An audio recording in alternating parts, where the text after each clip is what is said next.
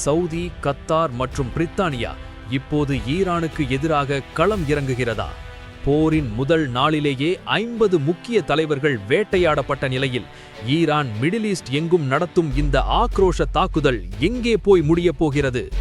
வணக்கம். ஈரான் மீதான போர் இவ்வளவு ஆக்ரோஷமாக இருக்கும் என்று நாம் அனைவரும் எதிர்பார்த்த ஒன்றுதான். ஆனால் போரின் முதல் நாளிலேயே ஈரானின் ஒட்டுமொத்த தலைமைத்துவமும் இப்படி நிலைகுலைந்து போகும் என்று யாருமே எதிர்பார்க்கவில்லை. ஈரானின் உச்சத் தலைவர் அயதுல்லா அலி கமேனி மட்டுமல்லாமல் அந்நாட்டின் மிக முக்கியமான 49 உயர்மட்ட தலைவர்களும் போரின் முதல் சில மணி நேரங்களிலேயே வேட்டையாடப்பட்டுள்ளனர். தலைமையில்லாத இந்த இக்கட்டான சூழலில் ஈரான் ஒரு திசை மாறிய சிங்கத்தைப் போல கையில் கிடைப்பவரையெல்லாம் காயம் செய்ய முயற்சித்துக் கொண்டிருக்கிறது. ஆனால் ஈரானின் இந்த ஆக்ரோஷமான போக்கு அவர்களுக்கு ஒரு மிகப்பெரிய பேக்ஃபயராக மாறப்போகிறது என்பதுதான் தற்போதைய நிதர்சனம். இப்போது ஈரான் உலக பொருளாதாரத்தின் உயிர் நாடியான ஹோர்முஸ் நீரிணையை நாம் எதிர்பார்த்தபடியே முடக்கியுள்ளது. சுமார் 150க்கும் மேற்பட்ட எண்ணெய் டேங்கர்கள் கடலில் நகர முடியாமல் நங்கூரமிட்டு நிற்கின்றன. போர் என்று வந்தால் ஈரான் அமெரிக்காவின் இராணுவ தளங்களைத்தான் குறிவைக்கும் என்று அனைவரும் கருதினர். ஆனால் யாரும் எதிர்பார்க்காத வகையில் UAE மற்றும் பிற அரபு அண்டை நாடுகளின் பொதுமக்களுக்கான உள்கட்டமைப்புகளை ஈரான் தற்போது குறிவைக்க தொடங்கியுள்ளது. முக்கியமாக சவுதி அரேபியாவின் மிகப்பெரிய எண்ணெய் சுத்திகரிப்பு நிலையமான ராஸ் டனூரா மீது ஈரான் நடத்திய ட்ரோன் தாக்குதல் உலகையே அதிர வைத்துள்ளது. இந்த தாக்குதலால் ஏற்பட்ட தீ விபத்தை அடுத்து சவுதி தனது உற்பத்தியை தற்காலிகமாக நிறுத்தியுள்ளதுடன் கச்சா எண்ணெய் விலை $82 தாண்டியுள்ளது. தற்போதைக்கு எண்ணெய் விலையில் மிகப்பெரிய மாற்றம் தெரியவில்லை என்றாலும் ஹோர்முஸ் நீரிணை தொடர்ந்து முடக்கப்பட்டிருப்பதால் வரும் நாட்களில் பெட்ரோல் மற்றும் டீசல் விலை கட்டுக்கடங்காமல் உயரக்கூடும் என்பதுதான் கசப்பான உண்மை. ஈரானின் இந்த தாக்குதல்கள் இப்படியே தொடருமானால் வளைகுடா நாடுகளுக்கு வேறு வழியே இருக்கப் போவதில்லை.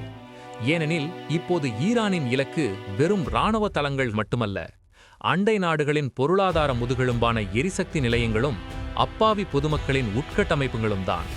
தங்களது நாட்டின் பொருளாதாரம் சீர்குலைவதையும் சொந்த நாட்டு மக்கள் அச்சுறுத்தலுக்கு உள்ளாவதையும் எந்த ஒரு நாடும் வேடிக்கை பார்த்து கொண்டிருக்காது. இந்த ஒரு காரணத்திற்காகவே இதுவரை ஈரானுடன் ஓரளவுக்கு இணக்கமான போக்கை கடைபிடித்த நாடுகள் கூட இப்போது தற்காப்புக்காக இஸ்ரேல் மற்றும் அமெரிக்காவுடன் மிக நெருக்கமாக கைகோர்க்க தொடங்கியுள்ளன. ஈரானின் இந்த திசை மாறிய ஆக்ரோஷம் உண்மையில் அவர்களுக்கு எதிராக ஒரு மிகப்பெரிய சர்வதேச கூட்டணியை அவர்களே உருவாக்கி தந்துவிடுவது போல் தெரிகிறது. வேறு வழியின்றி இந்த நாடுகள் எடுக்கும் இந்த முடிவு ஈரானை முழுமையாக தனிமைப்படுத்தி அந்த நாட்டை ஒரு மிகப்பெரிய வீழ்ச்சியை நோக்கி தள்ளப்போகிறது என்பதுதான் தற்போதைய நிதர்சனம்.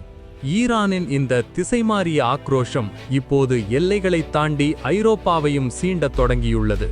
குறிப்பாக சைப்ரஸில் உள்ள பிரித்தானியாவின் முக்கிய வான்படை தளமான RAF ஆக்ரோடெரி மீது நடத்தப்பட்ட தாக்குதல் ஒரு மிகப்பெரிய அதிர்வலையை ஏற்படுத்தியுள்ளது. இது ஒரு நாட்டின் இறையாண்மை மீதான நேரடி தாக்குதலாக பார்க்கப்படுவதால் பிரித்தானியா போன்ற ஒரு வல்லரசு இப்போது ஈரானுக்கு எதிராக நேரடியாக களமிறங்க வேண்டிய கட்டாயத்திற்கு தள்ளப்பட்டுள்ளது. மறுபுறம் இந்த மோதல்களால் இயற்கை எரிவாயுவின் விலை 50% வரை உயர்ந்துள்ளதால் ஒட்டுமொத்த ஐரோப்பிய நாடுகளும் பொருளாதார ரீதியாக பெரும் பாதிப்புக்குள்ளாகி வருகின்றன. ஏற்கனவே எரிசக்தி தட்டுப்பாட்டில் இருக்கும் ஐரோப்பிய நாடுகள் ஒரு நீண்டகால போரை விரும்ப மாட்டார்கள். எனவே அனைவரும் ஒன்றிணைந்து இந்த அச்சுறுத்தலை முடிவுக்கு கொண்டு வர வேண்டும் என்ற மனநிலை ஐரோப்பா முழுவதும் மேலோங்கக்கூடும். ஈரானின் இந்த தவறான கணக்குகள் அவர்களை உலக நாடுகளின் ஒருங்கிணைந்த தாக்குதலுக்கு ஆளாக்கி ஒரு மிகப்பெரிய வீழ்ச்சியை நோக்கி இட்டுச் செல்லப் போகிறது. ஈரானின் இந்த தவறான கணக்குகள் அந்த நாட்டை ஒரு மீள முடியாத வீழ்ச்சியை நோக்கி தள்ளப்போகிறது என்பதுதான் கசப்பான உண்மை. கோபம் கண்களை மறைக்கும் போது எடுக்கும் முடிவுகள் எப்போதும் ஒரு தேசத்தின் எதிர்காலத்தையே கேள்விக்குறியாக்கும். ஈரான் இப்போது அந்த விளிம்பில்தான் நிற்கிறது. ஒருவேளை ஈரானின் தற்போதைய தலைமை தாங்கள் ஏற்கனவே தோல்வியடைந்து விட்டோம் என்பதை உணர்ந்திருக்கக்கூடும். அதனால்தான் தங்களால் முடிந்தவரை மற்ற நாடுகளுக்கும் பாதிப்பை ஏற்படுத்த வேண்டும் என்ற ஒரு விரக்தியான முடிவை அவர்கள் எடுத்திருக்கலாம். ஆனால் இந்த திசை மாறிய ஆக்கிரோஷம் அவர்களை ஒரு மீள முடியாத வீழ்ச்சியை நோக்கி தள்ளப்போகிறது என்பதுதான் கசப்பான நிதர்சனம். இந்த வீடியோ உங்களுக்கு பிடித்திருந்தால் லைக் செய்யுங்கள். உங்கள் நண்பர்களுடன் ஷேர் செய்யுங்கள் மற்றும் மறக்காமல் சப்ஸ்கிரைப் செய்யுங்கள். நன்றி.